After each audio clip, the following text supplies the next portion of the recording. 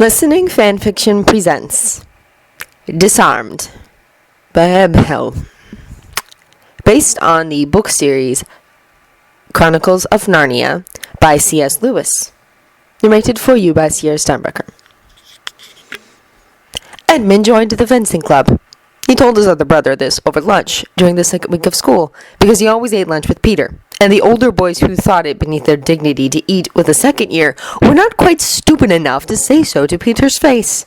They didn't understand when Peter burst out laughing, although Edmund seemed to get the joke, for he smiled and ducked his head and said obscurely that it would be good practice for when he went back. "All the practice in the world won't be enough," Peter said, then glanced about the table and shut his mouth. There was a long awkward silence before conversation trickled back in to fill the gap. The fencing master had to admit that he was good. Frighteningly good, actually. Oh, the way he handled the rapier was all wrong, and he made a great many mistakes in the first few weeks of practice. But they weren't the right mistakes. It wasn't at all clumsy or awkward with a blade. If it weren't utterly impossible, the fencing master would have said that Edmund's mistakes were those of an experienced swordsman learning a new weapon, rather than those of a raw beginner. Of course, it was impossible, so he didn't think that at all. Edmund's older brother came to watch the practices sometimes, but never applauded or shouted advice. Just stood leaning against the doorframe with a strange, sad smile on his face. "We ought to get some proper wooden blades," he said one afternoon, ruffling Edmund's hair affectionately. "I'd like to keep my hand in."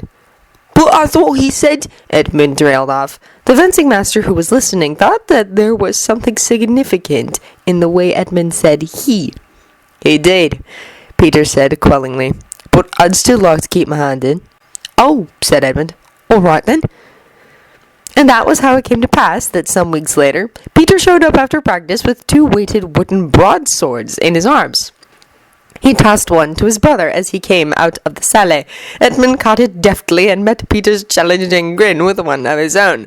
They didn't use the fencing salle, but took their blades out under the trees behind the brick buildings and fought, and felt like warriors and men instead of lanky boys on the wrong side of adolescence. The fencing master caught sight of them on the way back to his car, and watched for a long time.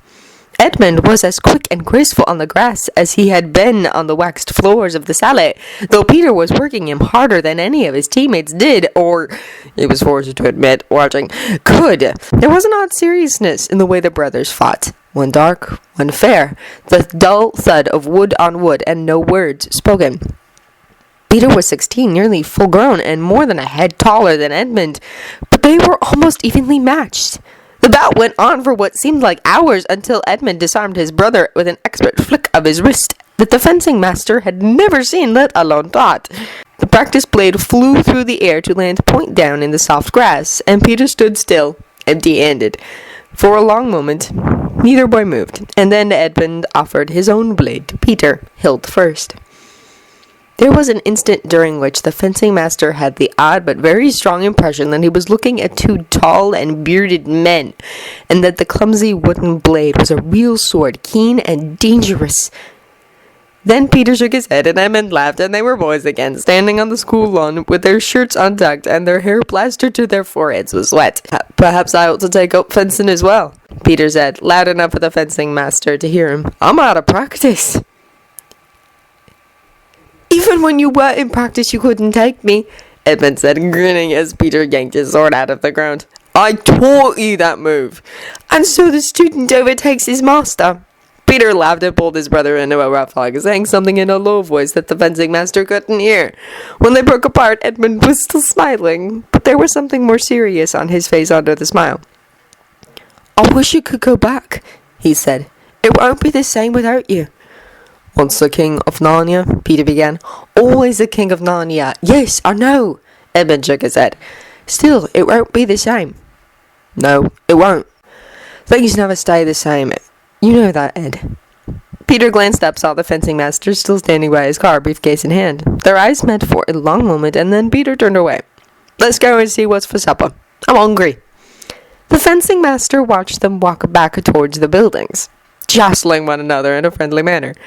When they were out of sight, he got into his car and turned the engine on, then sat there for a long moment listening to it run and trying to puzzle out what he had just seen. End of Disarmed. If you enjoyed this recording or the content, feel free to leave a comment below or a review at the original story from the link in the descriptions. Thank you, and happy listening.